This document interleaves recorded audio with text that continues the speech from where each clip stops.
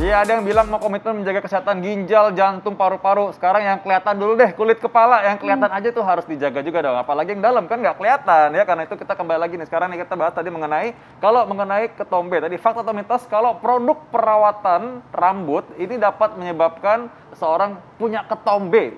Fakta atau mitos? Nah, ini bisa fakta, bisa mitos. Jadi dia kalau menggunakannya berlebihan produknya, apalagi misalnya dia punya rentan, gampang alergi, itu bisa ketombean. Tapi kalau perawatannya misalnya dia normal saja, pemilihannya yang alami, tidak banyak menggunakan bahan kimia, ya itu biasanya tidak menyebabkan ketombe. Tapi kalau berlebihan sekali akan terjadi. Dan pemilihan produknya tidak tepat.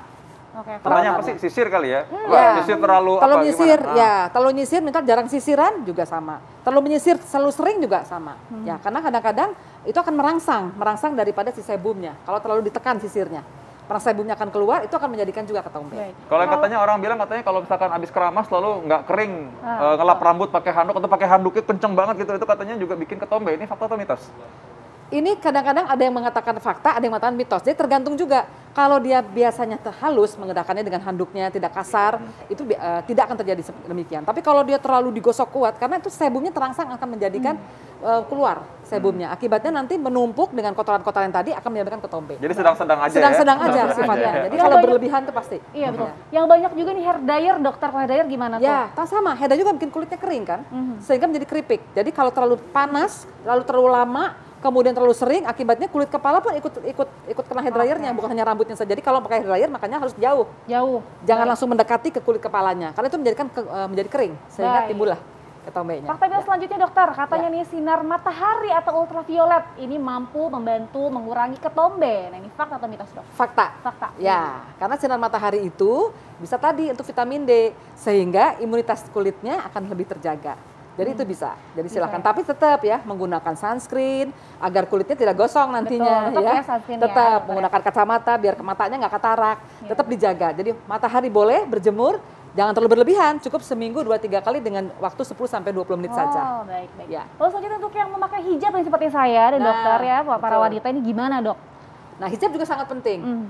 Pilihlah warna yang lebih terang. Karena kalau warna yang lebih gelap itu dia menyerap. Sehingga keringat akan lebih banyak. Itu pun akan menyebabkan lembab.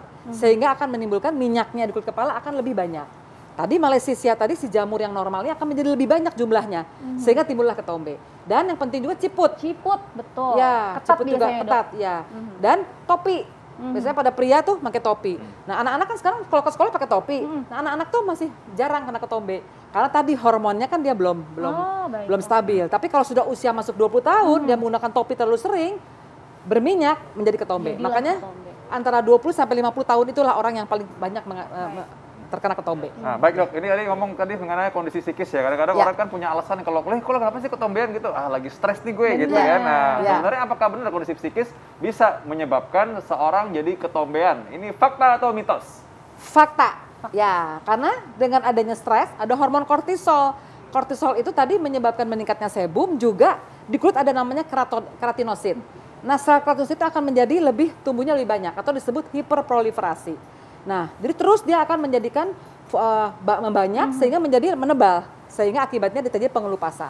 Ya, berarti harus Seperti pintar itu. juga mengelola stres ya. Betul, harus. Pokoknya tadi katanya pesan dokter Nenek tadi itu sedang-sedang aja gitu. Semua Sedang-sedang saja, iya. Terlalu sering keramas juga jangan Salah. ya. Jarang Jarang keramas juga, juga ya, jangan. jangan, Oke, betul. tipsnya langsung dok, ini mumpung masuk tips Ya, sekarang. jadi tipsnya adalah yang pertama adalah kebersihan harus diutamakan. Kebersihan rambut, jangan terlalu berlebihan mencuci rambutnya dan jangan juga jarang mencuci rambutnya. Kemudian lakukan perawatan rambut yang tepat dengan menggunakan masker, sampo yang tidak banyak mengandung bahan kimia.